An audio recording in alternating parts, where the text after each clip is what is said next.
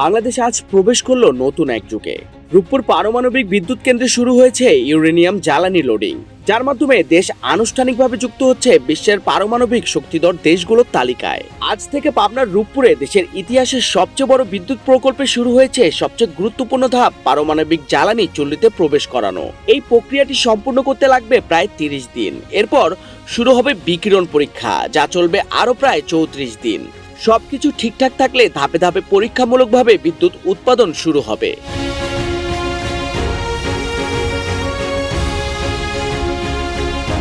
পারমাণবিক চুল্লিতে ইউরেনিয়াম বসানো হলে একটি নিয়ন্ত্রিত বিক্রিয়ার মাধ্যমে তাপ তৈরি হয়। এই তাপ পানি ফুটিয়ে বাষ্পে পরিণত করে, আর সেই বাষ্প টারবাইন ঘুরিয়ে উৎপন্ন করে বিদ্যুৎ।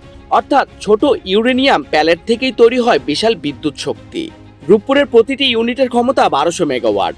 দুটি ইউনিট মিলিয়ে দেশের বিদ্যুৎ চাহিদার প্রায় 10 থেকে 12% পূরণ করা সম্ভব হবে।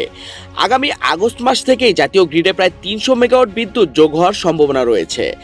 আর পুরো সক্ষমতায় যেতে সময় লাগতে পারে প্রায় 10 মাস।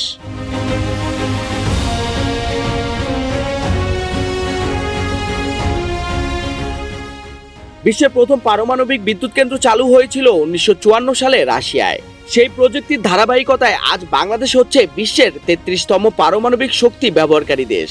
1961 সালে শুরু হওয়া পরিকল্পনা দশকের পর দশক পেরিয়ে আজ বাস্তবে রূপ নিচ্ছে। এই বিদ্যুৎ কেন্দ্র শুধু বিদ্যুৎই দেবে না, দীর্ঘমেয়াদে কম খরচে শক্তি সরবরাহ করবে। একই পরিমাণ বিদ্যুৎ উৎপাদনে যেখানে কোটি টন কয়লা বা বিপুল জ্বালানি তেল প্রয়োজন, সেখানে অল্প পরিমাণ ইউরেনিয়ামেই সম্ভব সেই কাজ। এছাড়া কার্বন নিঃসরণেও উল্লেখযোগ্যভাবে কমবে।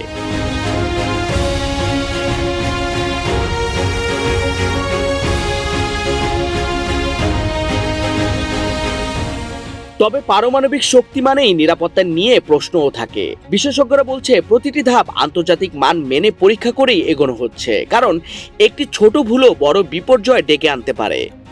এই প্রকল্পের কাজ শেষ হওয়ার কথা ছিল কয়েক বছর আগেই, কিন্তু করোনা, রাশিয়া ইউক্রেন যুদ্ধ এবং অর্থনৈতিক জটিলতায় প্রকল্প পিছিয়েছে প্রায় 3.5 বছর। তবুও আজকের এই জ্বালানি লোডিং একটি বড় মাইলফলক হিসেবেই দেখা হচ্ছে। লোডশেডিং মুক্ত ভবিষ্যৎ, সাশ্রয়ী বিদ্যুৎ এবং প্রযুক্তিগত অগ্রগতি সবকিছুর কেন্দ্রবিন্দুতে এখন রূপপুর। বাংলাদেশ কি সত্যি পারমাণবিক শক্তিকে তার উন্নয়নের নতুন চালিকা শক্তি হিসেবে ব্যবহার করতে পারবে?